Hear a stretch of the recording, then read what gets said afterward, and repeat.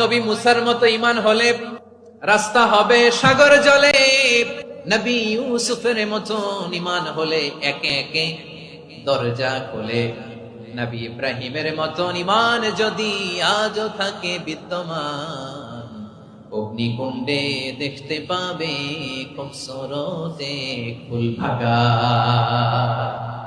কুলনা ইয়া নারু কুনি বারদাও ওয়া সালামান আলা ইব্রাহিম। বান্দা যখন মুখ দিয়ে বলে হাসবুনাল্লাহ, আমার আল্লাহ আমার জন্য যথেষ্ট, এই বলে যখন নিজেকে সঁপে দেয়, তার কি লাগবে ওই দায়িত্ব স্বয়ং নিয়ে নেয় কে? সবাই বলেন স্বয়ং নিয়ে নেয় কে? তাহলে আমার প্রিয় ভাইরা, বিপদের শুরুতেই আমরা বলবো ইন্না লিল্লাহ, এরপরে যেই বাক্যটা পড়ে নিজের পরিস্থিতিকে আল্লাহর দরবারে সঁপে দিব সেটা হচ্ছে হাসবুনাল্লাহ। বিষ্ণু বলেন লা ইয়াজালু লিসানুকা রাতাবান মিন যিকরিল্লাহ, সব সময় আল্লাহর স্মরণ দিয়ে জিকির দিয়ে জিহ্বাটারে সিক্ত রাখো।